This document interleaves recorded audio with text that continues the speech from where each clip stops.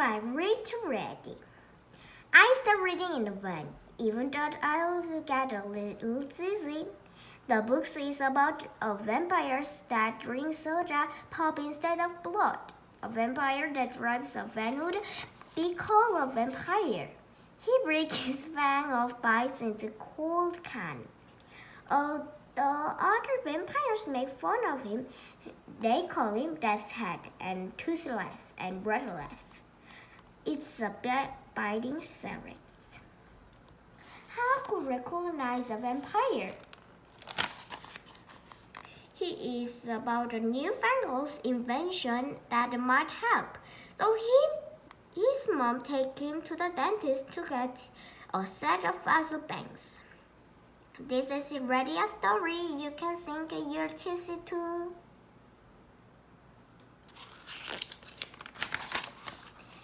That night I have a dream. I am a famous author. My book has won the Blueberry Award and I've been invited to Tennessee to take at the night school.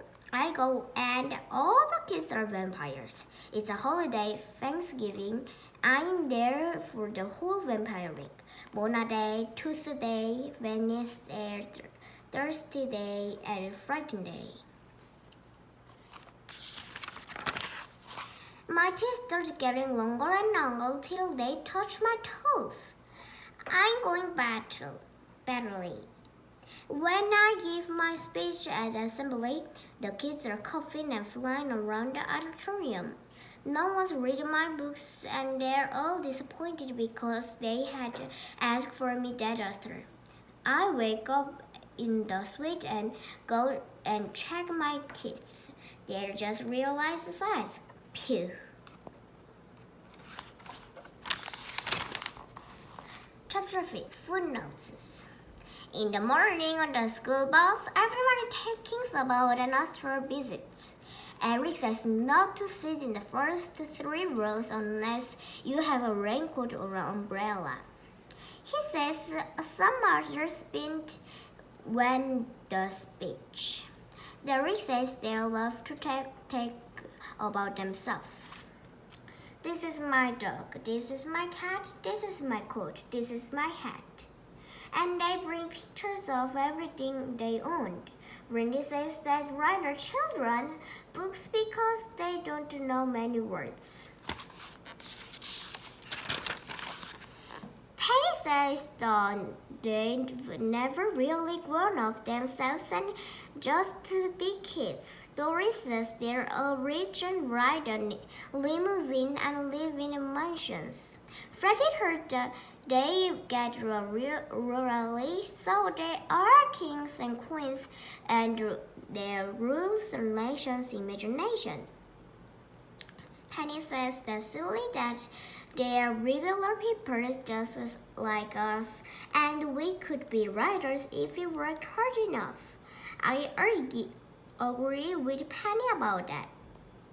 What is the ghost writer? Chapter 7 Getting Ready. After we read up all of Patty Englebett's books, we'll discuss them. I like Dinosaur in Space the best. It was about a futuristic future. It gave me a lot of think about. What is prehistoric times haven't happened yet? Or what if we find dinosaurs on another planet? Draco likes the underwear wolves. He says it's about a kid whose underwear gets hairy every full moon. Freddy chose you can chew gums with your nose.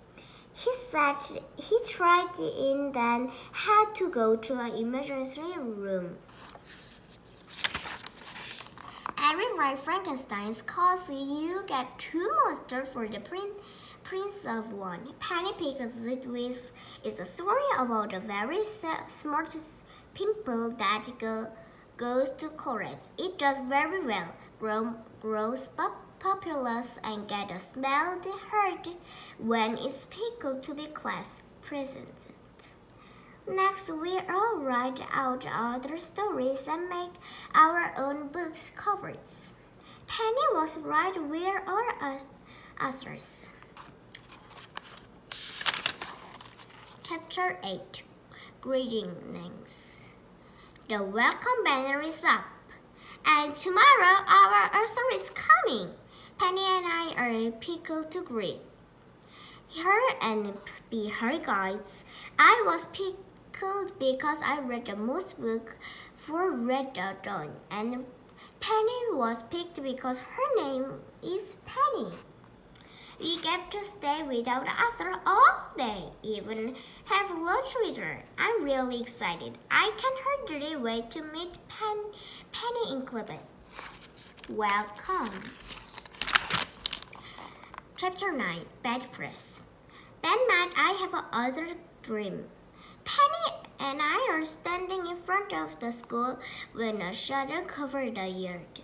A limousine as long as a train rolls up and stops. Penny in Cleveland step out.